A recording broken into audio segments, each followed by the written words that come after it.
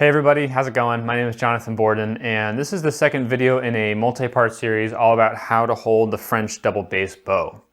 My first video was all about where to actually place each one of your fingers, and if you haven't seen it yet, I really recommend you check it out. I'll put it up here, or is it up here? One of these corners. Check it out. So obviously it's really important to know where to put your fingers when you're trying to hold the bow, but I mean, it's only half the battle. It's not super helpful to be able to put your fingers in the right spot if every time you try to hold the bow, it just feels awkward and weird and silly and just pointless. I mean, I've been there. Like when I was a beginner, all I wanted to do was like, I'm holding the bow, okay, done, right? So in this video, I'm gonna be showing you 5 exercises to help you make holding the bow like this feel a lot more natural and comfortable. So let's get exercising.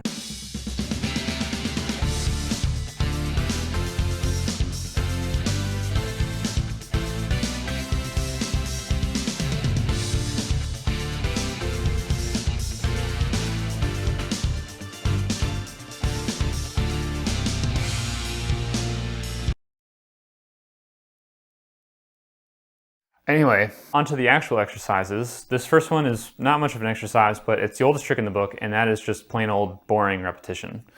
Think about when you had to learn how to type on a keyboard.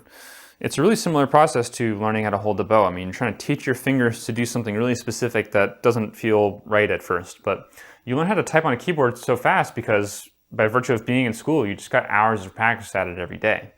So obviously not all of us have time to practice bass for hours a day, but what we can do is hold the bow more often outside of practicing the instrument. So that could mean a lot of different things. Maybe it means that you are, taking your bow with you when you go get a glass of water, or maybe you're scrolling through Instagram in bed and you just have your bow next to you and you just practice putting your fingers in the right spot and holding it for a few seconds at a time. Just getting more time with the bow is going to really accelerate the process of making this feel normal. So try to do that whenever you have time. The next exercise is a really simple one. All it involves is getting a good bow grip and then flipping the bow over. Now from here, this is a really helpful view because you can see everything a little bit more clearly, and the weight of the bow is in the index finger, so it makes it a little bit easier to hold. So from here, just practice, rotating between these two sides and feeling like you can control the bow throughout the process. And if things slip a little bit, just reset, hold the bow out in front of you again, thumb, middle 2 fingers, outer 2 fingers, and continue.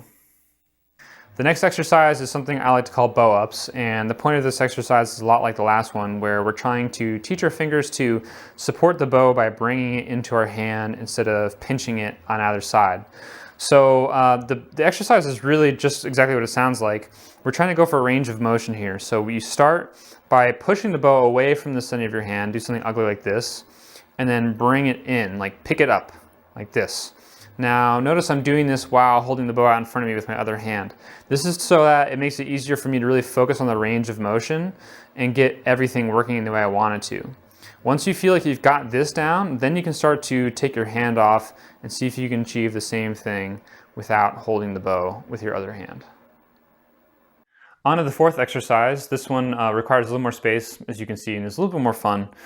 The point of it is to learn how to move the bow around using just your fingers, and we do that by drawing shapes with the tip of the bow. So hold the bow out in front of you, and then start simple. Just do something like circles and go both ways. And notice how I'm using just my fingertips to do this instead of like my wrist or my arm, just my fingertips.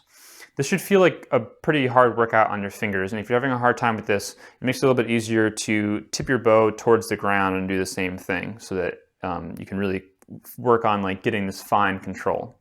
So you can get as complex with this as you want. You can just stick with circles, or you can do some windshield wipers or figure eights.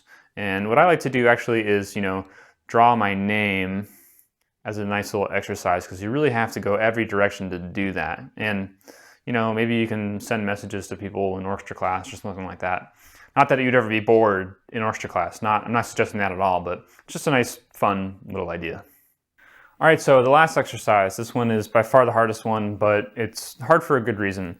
I like to call this the weighted bat exercise, and that's in reference to how baseball players, before they go up to the plate, they'll practice swinging a bat that's like way heavier than they normally would use, so that the normal bat that they do use feels way lighter and easier to swing. So we can achieve that same kind of thing with the bow by, well, instead of holding it at the frog, we can flip it over, try to hold it at the tip.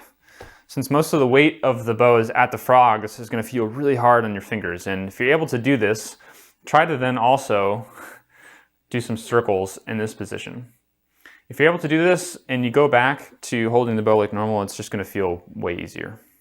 Okay, I lied. I actually have one more exercise. This one is a classic and it's called the spider crawl. As you can see, what I'm doing is I am crawling up the length of my bow all the way to the tip while maintaining the same bow grip. And then this is the hard part. Ugh, you gotta crawl back up without compromising that bow grip. I'm pretty bad at this. I know some people who are way better at this than I am, but it's always a good exercise to really activate all of those joints. And you can always try to challenge your classmates or something to see who can do it the fastest. So there's a fun one. Okay, so those are the exercises I've got for you today. Hopefully they're helpful for you. I really recommend that you do these before you start practicing because it's going to warm up your fingers and it should make holding the bow feel a lot less awkward and a lot more normal.